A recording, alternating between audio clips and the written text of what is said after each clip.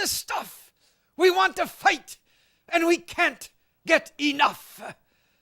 Oh, you might remember that slogan. That was the Rough Riders slogan just this summer when we were in Cuba, to liberate Cuba from the Spaniards, not to conquer it, ladies and gentlemen, not to conquer that hideous welter of misery on our doorstep.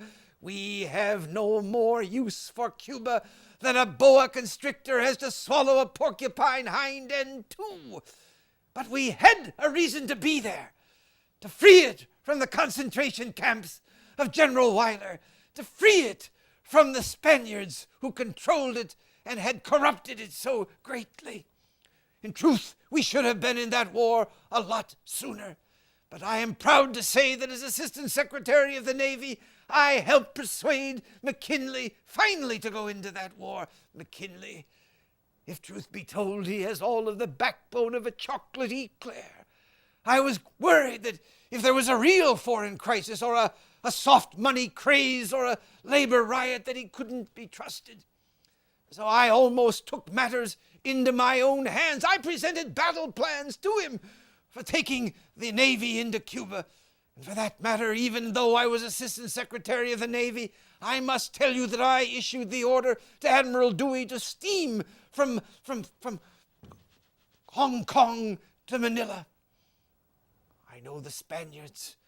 I've read about it. I wasn't in that part of the conflict. But the Spaniards knew the power of the American Navy. We now know that they ordered their ships to anchor in shallow water so their sailors could swim ashore when Dewey came in. And that's exactly what happened. And there we were. Another objective of that war was the Philippines. To take the Philippines and prepare them for independence. Again, not to conquer them. Again, not to take the Philippines forever, but to give us a stepping stone into the Pacific, to prepare us for the day that we would become, as we will become, I know, an Asian power. But here I am, not just wanting to talk about Cuba or the Philippines, but to talk about my career up to this point, now that I am on the verge of becoming 40 years old, to tell you about my personal battle experience in Cuba, and to tell you about more than that. Are there questions that might prompt all of this? Mr. Roosevelt, why did your father not fight in the Civil War?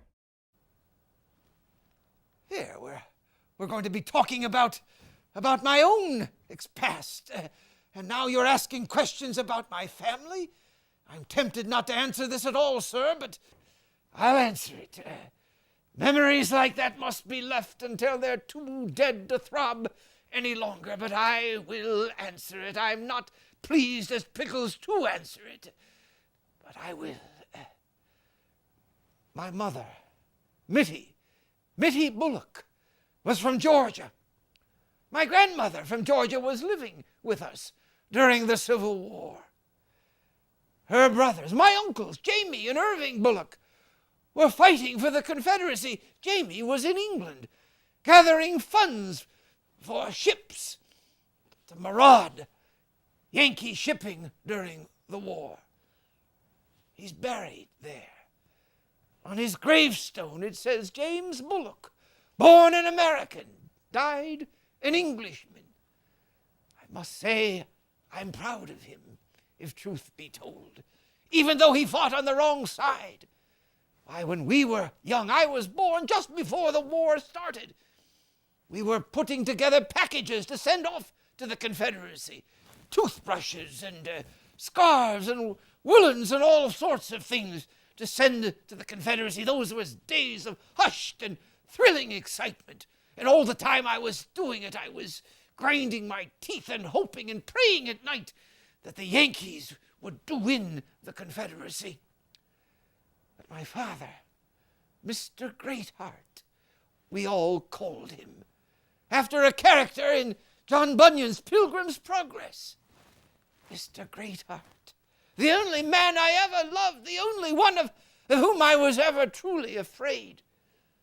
I admired everything he did, really. But he hired a substitute because of his relatives. He didn't think he could fight against them. He hired a German. Graf was his name. We learned that he was captured during the war and died in a Confederate camp near the end of the war. But he did something of value during the war. I must tell you about it. He went from army camp to army camp during the war, convincing soldiers, persuading them not to spend their money with sutlers preying on army camps, sutlers selling liquor and tobacco and things, urging the soldiers instead to send their money home to their families. And he did it all on his own.